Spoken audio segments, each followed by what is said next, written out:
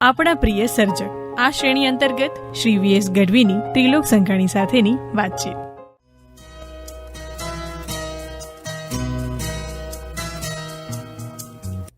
નમસ્કાર મિત્રો, આપનું સ્વાગત અને આપણા મહેમાનનું પણ સ્વાગત કરીએ. આજે ફરી એકવાર આપણી સાથે છે શ્રી વી.એસ. ગઢવી. તેઓ આપણા ગુજરાત રાજ્યમાં અનેક હોદ્દાઓ પર એમણે કામ કર્યું છે, પૂર્વ સનદી અધિકારી છે. પણ આજે આપણે સાહેબના પ્રિય વિષયની વાત કરવાની છે. સર, આપનું સ્વાગત. નમસ્કાર. નમસ્તે તિલોકભાઈ. નમસ્તે સર. આપણે એક સનદી અધિકારી તરીકે આપના ઘણા અનુભવો આપણે શ્રોતાઓ જોડે વહેંચ્યા છે, પણ આપણે આજે આપના જે લેખન પ્રવૃત્તિ છે એની સાથે સંકળાયેલા થોડા વિષયોની વાત કરવી છે, અને એમાં પણ આપણા પ્રિય સર્જક, આપણા બંનેના પ્રિય સર્જક એ વિશે વાત કરવાની છે. હવે આપણા ઘણા બધા સર્જકો એવા હોય કે જેમની છાપ આપણા ઉપર પડી હોય સર, તો એમાંના એક સર્જક એટલે દુલાભાઈ કાગ સર. આપણે જેને કહી શકાય કે ધરતી જોડે જોડાયેલા સર્જક એવું આપણે કહી શકીએ. તો દુલાભાઈ કાગ વિશે આપણે એમની રચનાઓ ઘણી બધી માણી છે. આપણે આકાશવાણી થકી ઘણી બધી રચનાઓ આપણે શ્રોતાઓ સુધી પણ પહોંચાડી છે. પણ દુલાભાઈ કાગનું સ્મરણ કરીએ તો આપને કઈ વાત સૌથી પહેલી યાદ આવે? એક તો કવિશ્રી કાગ, દુલાભાઈ કાગ, જેમને ભગત બાપુ તરીકે લોકો ઓળખે છે. જી. એમની આપણે વાત કરી બરાબર છે કે અનેક લોકોના એ પ્રિય સર્જક છે. જી જી. આપણા પ્રિય સર્જક છે, અનેક લોકોના પ્રિય સર્જક છે. જી. અને ખાસ કરીને જયારે આકાશવાણીમાં બેઠા છીએ ત્યારે એમના જે આકાશવાણીમાં લોક રામાયણનું રેકોર્ડિંગ આકાશવાણીએ જે તે વખતે ક્યારેક એ રેડિયો સ્ટેશનમાં પણ આવ્યા હશે, ક્યારેક રેડિયો સ્ટેશન વાળા એમને ત્યાં જઈને પણ રેકોર્ડિંગ કર્યું હશે. એ બંને રીતે એ રેકોર્ડિંગ આજે પણ ઉપલબ્ધ છે. એક ટ્રેઝર છે આકાશવાણી પાસે, અને એનો ઉપયોગ વારંવાર થાય છે, અને લોકોની પણ ઈચ્છા હોય છે કે આ વગાડવામાં આવે. એટલે એવા સર્જક કે જે જીવનના વિવિધ ક્ષેત્રોમાં ગયા. આમ જુઓ તો 1903 થી 1977 નો એમનો લાઈફ સ્પાન. બરોબર. આ સદી એ કેવી હતી કે જયારે એક ટ્રાન્સફોર્મેશન થવાનું હતું. એક સત્તાનો અસ્ત આવવાનો હતો, બીજી સત્તાનો ઉદય થવાનો. ચારણ કવિઓ સામાન્ય રીતે રાજ દરબારે જનારા લોકો હતા. કવિ કાગે એમાં થોડો ચીલો ચાતર્યો. એ રાજ દરબારને બદલે લોક દરબારે ગયા. એમણે લોકો સાથેનું તાદાત્મ્ય કર્યું, અને જે ઉત્તમ વાતો હતી, શાસ્ત્રોની વાતો હતી, સંતોની વાતો હતી, કથાકારોની વાતો હતી, આપણા ગ્રામ્ય જીવનની વાતો હતી, એ સરળ શબ્દોમાં મૂકીને લોકો સુધી પહોંચાડી.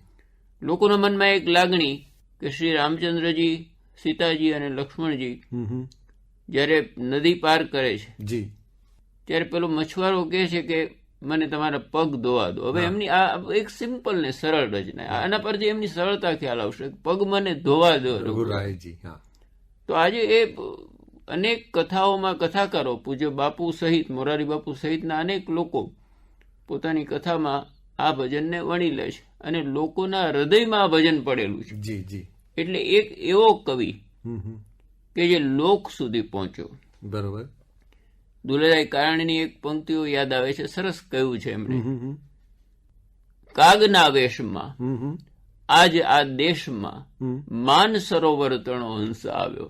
કાગના વેશમાં આજ આ દેશમાં માન સરોવર તણો હંસ આવ્યો. મધુર ટહુકારથી રાગ રણકારથી ભલો તે સર્વને મન ભાયો. લોકના થોકમાં, જુઓ લોક પાસે ગયા, લોકના થોકમાં લોક સાહિત્યની તે મુક્ત કંઠે કરી મુક્ત લાહણી. એવો શારદા માતનો મધુરો મોરલો કાગ ટહુકી ગયો કાગવાણી. એટલે તમે જુઓ કે એક મજાદર જેવા ગામમાં, આપે કહ્યું કે વર્ષો પહેલા આપ મજાદર ગયા છો, આજે પણ દૂર લાગે છે. જો કે આજે સુવિધાઓ બધી છે, રસ્તાઓ સારા થયા છે, પણ તે સમયે 70-80 વર્ષ પહેલા આવી કોઈક જગ્યાએ સાહિત્ય પરિષદના અધિવેશનો થાય અને ભારત સરકાર આવા ખૂણે બેઠેલા કોઈક સર્જકને પદ્મશ્રી આપે, તો એમ માનવું જોઈએ કે આપણી સિસ્ટમની શક્તિ છે કે માણસને ઓળખીને પદ્મશ્રી એને દ્વારે પહોંચાડે, અને બીજું માણસની પોટેન્શિયાલિટીનો ખ્યાલ આવે કે આવા વિસ્તારમાં થઈને એને કેટલું મોટા ગજાનું સ્થાન પ્રાપ્ત કર્યું. એટલે કવિ કાગ એ એક એવું મોટું નામ છે લોક સાહિત્ય, ચારણી સાહિત્યના ક્ષેત્રમાં, કે જે આજે પણ આપણે કહ્યું એ પ્રમાણે જીવંત છે. એને આપણે એક બહુ સરસ વાત કરી કે એ લોક દરબારમાં ગયા, એટલે લોકો સુધી પહોંચ્યા, અને એને કારણે કદાચ એમનો આપણે કહી શકીએ કે લોકો એમને ખરેખર વધાવે પણ ખરા, એવું પણ આપણે કહી શકીએ. સર, એની બીજી એક રચના આપણે કદાચ આપણે બધા એને બહુ જ માણી છે, ત્યારે આંગણિયા વાળી, એ રચના પણ લોકોએ ખરા અર્થમાં માણી છે. એમાં પણ એક અલગ ભાવ છે, આપણો જે મહેમાન ગતિનો ભાવ છે એમાં બહુ સરસ રીતે વ્યક્ત થયો છે. એટલે કવિ કાગના કાવ્યોમાં આમ જુઓ, આપણે જે વાત કરી તેના પરથી આપણા મનમાં સ્મૃતિ થાય કે જીવનના કેટલાક મૂળભૂત મૂલ્યો જી કે જેણે સમાજ જીવનને ટકાવી રાખ્યું, જી જી, જેણે સમાજ જીવનને સમૃદ્ધ કર્યું, જી, તો એમાં એક તમે કહ્યું ને મહેમાન ગતિનો ભાવ. વાહ. તો એ મહેમાન ગતિનો ભાવ એક એવો હતો કે જેણે સમાજ જીવનમાં ઘડાયેલું હતું અને સમાજ જીવનને એનાથી સમૃદ્ધ પણ થયું. હવે એ ભાવ ભગત બાપુએ આ શબ્દોમાં વ્યક્ત કર્યો અને એ ખૂબ પ્રચલિત ભજન થયું. આજે પણ ગવાય છે, વર્ષોથી ગવાય છે. તારા આંગણિયા પૂછીને કોઈ જો આવે તો આવકારો મીઠો આપજે. બિલકુલ તમે જો તો સિમ્પલ વર્ડ, પણ એટલું જ સરસ કમ્યુનિકેશન કે માણસને તરત જ એ સમજાય. તારા કાને કોઈ સંકટ સંભળાવે તો બને તો થોડુંક આપજે. આમાં પણ કેટલી બધી વ્યવહારો, બને તો કોઈ દુરાગ્રહ નથી, પણ છતાં પણ તમે એની વાત પણ સાંભળો અને તમારાથી થાય એટલો પ્રયત્ન થાય એટલું કરો. સર પ્રભાશંકર પટેલની પંક્તિઓ યાદ આવે, દુખી કે દર્દી કે કોઈ ભૂલેલા માર્ગ વાળાને વિસામો આપવા ઘરની ઉઘાડી રાખજે બારી. વાહ વાહ વાહ. એ જ વાત જો અહીંયા રિફ્લેક્ટ થાય. સાચી વાત છે. કેમ તમે આવ્યા છો? બરોબર છે. કોઈ આવે ને તરત તમે કહો કે કેમ આવ્યા છો, એમ નવું કહેજે, એને ધીરે રે ધીરે તું બોલવા દેજે. એની વાત સાંભળજે, ધીરે ધીરે બોલ, વાત એની સાંભળી અને આડું નવ જોજે.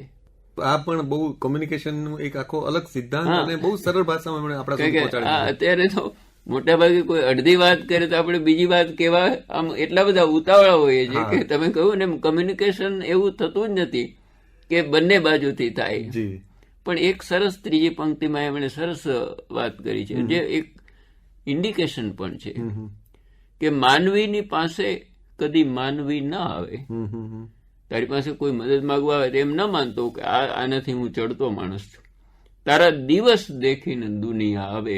બહુ જ સાચું. તો આવકારો મીઠો આપજે. તારા દિવસો દેખીને દુખિયા આવે તો આવકારો મીઠો આપજે. તને આજે તારો દિવસ છે, તારી સ્થિતિ કંઈક સારી છે, માટે એનું ગૌરવ હણાય નહીં. જી, એનું આપણે ધ્યાન રાખવું. એવા ભાવથી તું એને માટે કંઈક આપજે. એટલે એ આ મૂલ્યો એમની કવિતામાં એક યા બીજા રીતે એમને આવતા જ રહ્યા. તમે જુઓ કે પક્ષીઓ અને વૃક્ષ વચ્ચેનો સંબંધ, જી જી, એ યુગ યુગાંતરોનો સંબંધ છે. જી. પક્ષીઓ વૃક્ષથી શોભે છે અને વૃક્ષ પક્ષીઓથી શોભે છે. એટલે એક મોટા જંગલમાં આગ લાગે છે અને જાણીતું ભજન છે આ બંને. એટલે વૃક્ષ કે છે, વૃક્ષને પક્ષીઓ બહુ વાલા છે, એટલે એને અનુરોધ કરે છે, એને વિનંતી કરે છે. વડલો કહે ઘેઘૂર વડ છે કે વનરાયુ સળગી, હવે મૂકી દ્યો જૂના માળા, ઉડી જાઓ પંખી પાંખું વાળા. સામે ભય બતાવે છે. આભે ચડિયા આભે અડિયા સેન અગનના અને ધખિયા આ દશ ઢાળા. આ બાજુ આવી રહ્યા છે.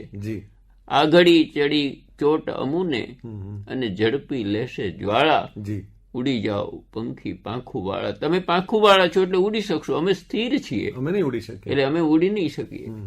પણ કેવો સરસ એનો ભાવ છે પંખીઓ તરફનો ભાવની એક બીજી પંક્તિ એને કહે છે કે પ્રેમી પંખીડા પાછા નહીં મળીએ હવે આ વનમાં વિગતાળા. ફરી આપણે મળવાનું થવાનું નથી, પણ શું કે છે કે કોક દી આવીને ટવકી જાજો, મારી રાખ ઉપર રૂપાળા, ઉડી જાઓ પંખી. ઉચ્ચ ભાવના. અહીંયા રાખ પડી હશે એને તમે ઓળખી લેજો અને એના ઉપર ટવકી જાય. અને આનો સુંદર જવાબ પંખીઓ આપે છે. હમણાં આપણે કહ્યું ને કે આશરે તારે ઈંડા ઉછેર્યા અને અમે ફળ ખાધા રસવાળા. હે વૃક્ષરાજ, તારા આશરે તો અમારી પેઢીઓનું પાલન થયું છે. આશરે તારે ઈંડા ઉછેર્યા અમે ફળ ખાધા રસવાળા, હવે મરવા વખતે સાથ છોડે ઈ મોઢા હોય મસવાળા, ઓહો, કેટલી ઉચ્ચ ભાવના. ઉડી જાઓ પંખી પાંખું વાળા, ભેળા જન્મશું, ભેળા મરશું, આપણે સાથે જ મરીશું, મૃત્યુને ભેટીશું, પછી ભેળા જન્મશું, અને ફરી તારે માથે કરશું અમે માળા. વાહ વાહ વાહ. આ કવિ કાગ આપણને ક્યાં લઈ જાય છે? કાગ કે આપણે ભેળા બળશું અને ભેળા ભરશું ઉચાળા, ઉડી જાઓ પંખી પાંખું વાળા. તો આ ફરી એક મૂલ્યની વાત કે સમય સારો હોય ત્યારે એની સાથે જવું, અને સમય નબળો હોય ત્યારે છોડી દેવું, એવું નહીં. એટલે આમ જુઓ તો એમના ભજનોમાં આ મૂલ્યોની વાતો ખૂબ થઈ. અને લોક દરબારે જે ગયા એનું આપે કહ્યું, એનું એક બીજું અનુસંધાન એ પણ છે કે એમણે જોયું કે સામંતશાહી કે ફ્યુડાલિઝમ કે ઓથોરિટેરિયનિઝમનો હવે અંત આવવાનો છે, બ્રિટિશ સત્તાનો અંત આવવાનો છે, અને ફરી એક વખત લોકશાહી આ દેશમાં આવશે. કારણ કે ગાંધીમાં એમને વિશ્વાસ હતો. ગાંધીમાં વિશ્વાસ હોવાને કારણે એમણે એમનું રૂખ આખું બદલ્યું અને ગાંધી વિનોબાને એમણે ગાયા.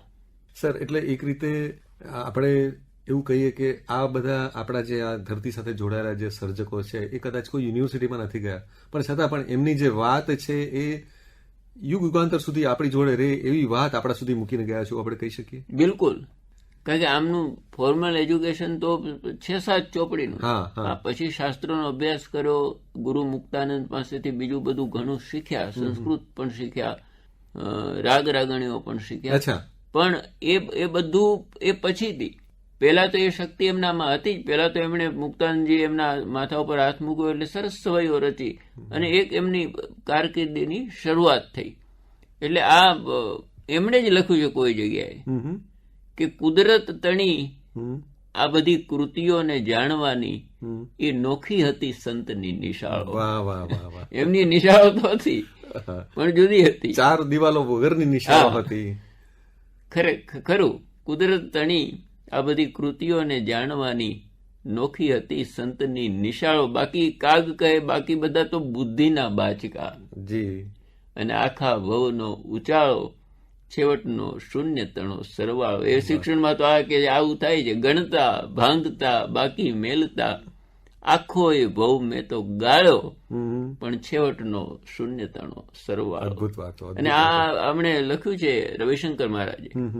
રવિશંકર મહારાજે આપે જે વાત કહી ને એ જ લખી છે એમને, કે મને સમજાતું નથી કે તમે કઈ રીતે આ બધું જાણ્યું હશે. તમે શિક્ષણ તો એટલું તમારું છે નહીં, પણ મને હવે એવું થાય છે કે તમારી જેવા કવિમાં આ તો અંદરથી ઉગતું હશે, એકદમ આ તો કુદરતની જ કૃપા હશે. મહારાજ કહે છે કે તમે આટલું સારું લખી શકો છો. પંડિત સુખલાલજીએ પણ આ જ સંદર્ભમાં કવિ કાગને બિરદાવ્યા છે. જી સર, અંતમાં આપણે હજી ઘણી બધી વાતો કરી શકીએ, પણ સમયની મર્યાદાને કારણે આપણે અટકવું પડે.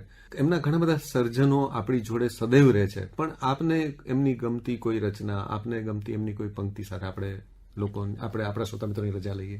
મને ગાંધી વિશે એમના કાવ્યો ખૂબ ગમે. કારણ કે એ ગાંધી શાશ્વત છે. બરોબર. ગાંધી વિચાર શાશ્વત છે, અને એને કારણે ગાંધી વિશે જે ભગત બાપુ લખીને ગયા છે એ પણ શાશ્વત છે. જી. ગાંધી કેટલું બધું બાબતોને પચાવીને બેઠો હશે. 1938માં હરિપુરા મહાસભામાં એમને આમંત્રણથી ગયા હતા, અને બાપુની હાજરીમાં શરૂઆતમાં જ પ્રાર્થના સભામાં એમણે ગાયું, મોભીડો મારો 100 વાતુનો જાણનારો, ગાંધીડો મારો 100 વાતુનો જાણનારો, ડગલે ડગલે હાલ્યા કરે છે. ગાંધીની કલ્પના એમણે કેટલી સરસ કરી છે કે એને ઉતાવળ નથી. ડગલે ડગલે હાલ્યા કરે છે, એ ઊંચાણમાં ન ઉભનારો, હું બધાથી જુદો છું એવું નથી. ઢાળ ભાળીને સૌ દોડવા માંડે, ઢાળ ભાળીને સૌ દોડવા માંડે, એ ઢાળમાં નહીં દોડનારો, ગાંધી વાળો 100 વાતુનો જાણનારો, ભાંગ્યા હોય એનો ભેરું થનારો. આ બીજી વાત. ભાંગ્યા હોય, ચિતરે હાલ હોય એનો ભેરું થનારો, અને મેલા ઘેલાને માનનારો. ગાંધી કેવો છે? મેલા ઘેલાને માનનારો. ઉપર ઉજળા અને તનના મેલા મનના મેલા ઉપર ઉજળા હા અને મનના મેલા એવા ધોળાને નહીં ધીરનારો ગાંધી મારો તો એટલે ગાંધીજી વિશે પણ એમણે કેટલી સરસ વાત સચોટ રીતે કહી દીધી અને એ શાશ્વત રહેવાની છે. છેલ્લે એમની વિશે હિંગોળદાનભાઈ નરેલાનો એક દુઓ કહું જે આ જ ભાવના વ્યક્ત કરે છે કે મગમગ તો મૂકી ગયો.